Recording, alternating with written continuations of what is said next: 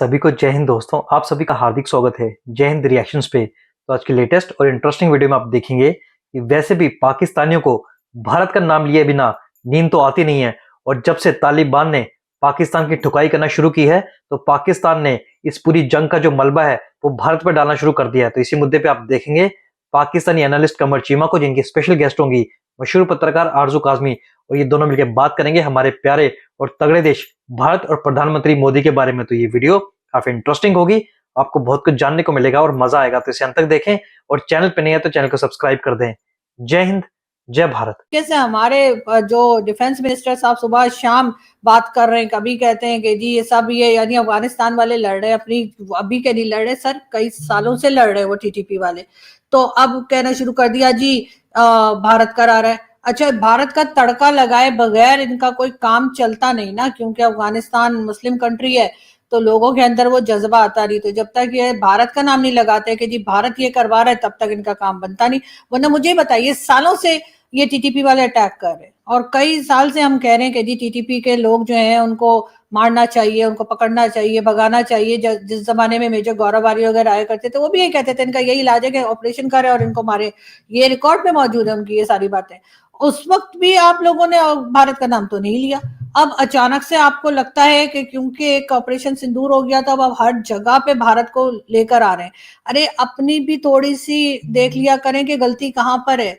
जरूरी तो नहीं है ना कि या तो अगर भारत पे सारा मलबा डाल के, भारत के ऊपर सारा इल्जाम लगा के अगर आपकी जान बचती है, अगर आपके काम सीधे हो जाते हैं, आपका जो प्रॉब्लम है वो सॉल्व हो जाता है, तो लगाइए इल्जाम।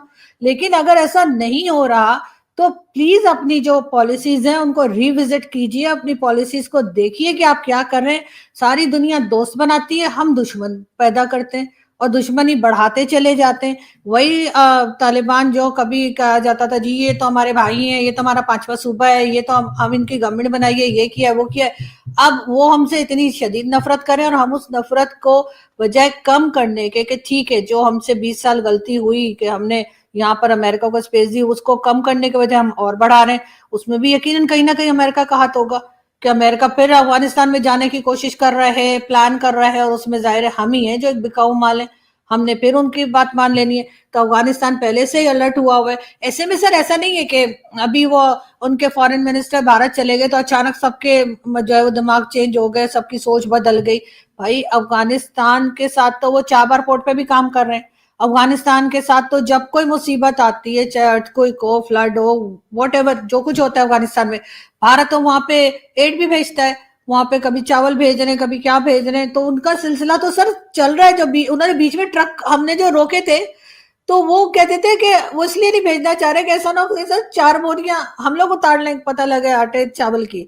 तो सर इस तरह का तो शक शुबा हमारे दरमियान रहा है। अफगानिस्तान के साथ तो उनके कभी ऐसे कोई खास नफरतें नहीं रही। हाँ, तालिबान को लेकर ये जरूर है, जो कि इंडिया में भी कई लोगों ने बात की कि जो ये फीमेल्स को कह रहे थे कि जी फीमेल जर्नलिस्ट नहीं आ सकती, या जो एजुकेशन सिस्टम इन्होंने गर्ल्स एजुकेशन बंद की है उसके ऊपर तो सारी दुनिया बोल रही है, उस पर तो भारत ने भी बात की है कि ये गलत कर रहे हैं। जो गलत है वो गलत है, चाहे कोई भी गवर्नमेंट हो। तो सर हर चीज को जो है ना वो सिर्फ अपने फायदे के लिए हमने अपनी तरफ मोड़ देने, हर चीज में जी भारत है, हर चीज में भारत है, हर चीज का इल्जाम जो है ना, जैसे आजकल इमरान खान भी सॉरी कि पाकिस्तान में कुछ भी हुआ हो वो इमरान खान ने किया है। ठीक है, मैं कोई इमरान खान की फैन नहीं हूं, लेकिन फिर भी जो होता है कहते हैं ये इमरान खान की वजह से हो गया। तो इसी तरीके से पाकिस्तान में जो भी हो जाता है ना सर, कभी अपने आप को भी देख लेना चाहिए। हमारी भी गलती है, हमारी गलत पॉलिसीज हैं, हमारे गलत रवैये हैं जिसकी वजह से हुआ है। हर चीज को भारत को हर चीज की नहीं पड़ी हुई कि सारा वक्त यहीं पे दूरबीनें लगा के बैठा हुआ है कि हम क्या कर रहे हैं। जाहिर है कि बाकी जो छोटा मोटा चलता रहता है दोनों कंट्रीज में, यहाँ की एजेंसीज वहां पे नजर रखती हैं, वहां की एजेंसीज यहाँ पे नजर रखती हैं। वो तो सर अगर बहुत ज्यादा याराना हो जाएगा ना कभी अगर लाइफ में या दुनिया खत्म होने से पहले, तब भी रखेंगी, क्योंकि जाहिर है एक दूसरे के ऊपर शक तो है, एक दूसरे के ऊपर भरोसा तो कभी भी इंडिया पाकिस्तान का नहीं होगा। वो एक आम सी चीज है।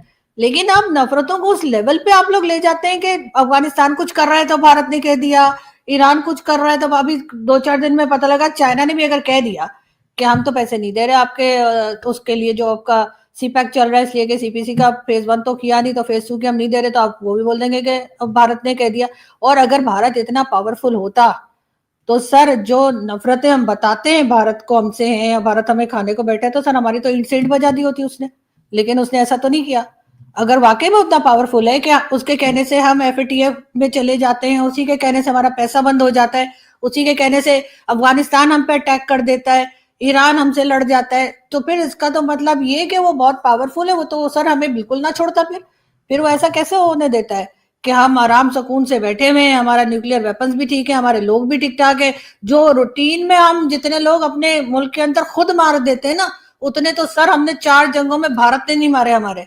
जितने डेली अगर आप कभी सीरियसली आप देखें, आप डेली जो न्यूज़पेपर में और जगह जगह रिपोर्ट होती है, अगर आप उसको काउंट करें तो आपको पता लगेगा कि 5 जगहों में भारत ने हमारे इतने लोग नहीं मारे जितने लोग हमने खुद मार दिए अपने, उससे कहीं ज्यादा। तो सर बजाय उस पे पॉलिसी ठीक करने के, कोई शर्म खाने के, सर हम उठ के पहुंच जाते हैं जी भारत ने कर दिया। मतलब हद होती है सर कोई फेंकने की भी। क्या हुआ? मुझे अब पता चला मोदी साहब क्यों आपको देखते हैं। मैं तो आज मैं 18 मिनट आप कंसेक्टिवली मोदी साहब के हक में बातें कर रही हैं। मैं कहा जो मोदी साहब को मतलब मुझे समझ नहीं आ रही थी कि ऐसा क्या है मैडम जो मोदी साहब मतलब why he is like Edward listener of your show, watcher है आपके।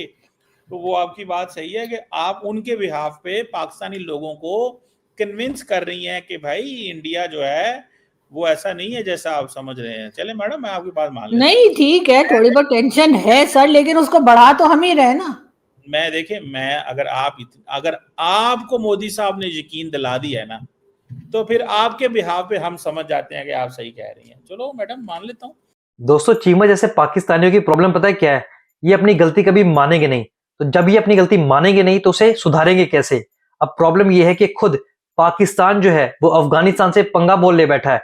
यानी कि खुद इन्होंने अफगानिस्तानियों के ऊपर हमला किया, ना सिर्फ आम आदमियों को बल्कि जो वहां के क्रिकेटर्स हैं उनके ऊपर भी हमला किया और 3 जवान क्रिकेटर्स को इन्होंने शहीद कर दिया। पर ये अपनी गलती मानेंगे नहीं। जो इतने सालों से ये अफगानिस्तानियों पर जुल्म ढा रहे हैं, जो अफगानिस्तानी खुद पाकिस्तान में रहते हैं, रातों रात उनको उनके घर से निकाल दिया गया, उनके घरों पे बुलडोजर चला दिया, पर पाकिस्तानी कभी ये मानेंगे नहीं कि इनकी गलती है। मैं सिर्फ इतना कहना चाहूंगा, चीमा जैसे पाकिस्तानियों को अपने गिरेबान में झांकना चाहिए दूसरे के ऊपर उंगली उठाने से पहले। यानी कि जिनके घर खुद शीशे के होते हैं वो दूसरों के घरों पे पत्थर नहीं मारते। और आरजू काज़मी ने बिल्कुल एकदम सही कहा कि पाकिस्तान एक बिकाऊ माल है। जब तक पाकिस्तान को अफगानिस्तान से फायदा मिल रहा था, अमेरिका से डॉलर्स आ रहे थे, तब तक इन्होंने अफगानिस्तानियों को पाकिस्तान में आने दिया और बसने दिया।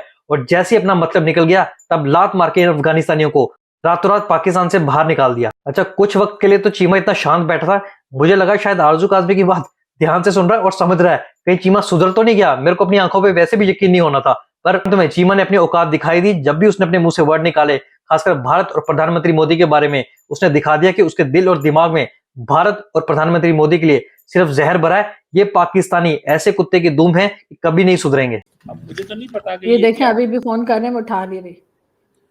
अच्छा ये मैडम वो क्या प्लास्टिक का फोन है जो बच्चों वाला होता है ये? नहीं सर, आईफोन है सर, आईफोन है। क्या हो गया आपको? आईफोन 19 पे बात करती हैं आप उनके साथ? नहीं सर, नहीं सर, पुराना है, पुराना फोन है। नया नया जब आईफोन इजाद हुआ था ना तब का है। नहीं मैंने कहा शायद देखें वो कि ये आपको किसी ने ये आपके हाथ में प्लास्टिक का आईफोन दे दिया। आप ऐसे चुप करके सुन रहे थे, मैंने कहा पता नहीं क्या हुआ, इसका फ्रेम फ्रीज हो गया क्या? नहीं वो मैं यही सोच रहा था। मैंने कहा वो किसी ने आपको बताया होगा कि ये प्लास्टिक का फोन है, इस पे ये कान को लगाओगे तो मोदी साहब की आवाज आती है इसके अंदर से। आप लगता है वो मैडम जो है ना। नहीं सर ऐसी बात नहीं, लेकिन अगर मैंने कोई बात गलत बोली तो आप मुझे टोक सकते हैं, आप मुझे बता सकते हैं मैंने कौन सी बात गलत बोली है। जब आप मोदी साहब का पैगाम पहुंचा रही हैं तो मैं क्यों टोकूं मोदी साहब को? तो कोई मैंने मोदी जी का कहीं नाम ही नहीं लिया सर, मोदी साहब का मैंने कहीं नाम ही नहीं लिया पूरी बात में।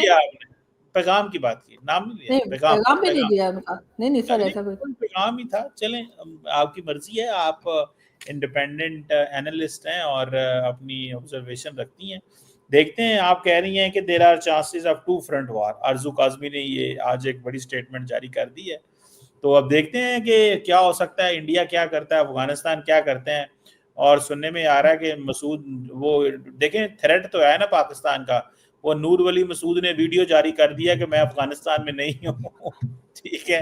और क्योंकि उसको तालिबान ने कहा है भाई वीडियो जारी कराओ, हमारी बहुत पिटाई हो रही है। तो अभी 24 लेकिन घंटे सीजफायर अभी खत्म होने में अभी हैं 24 घंटे।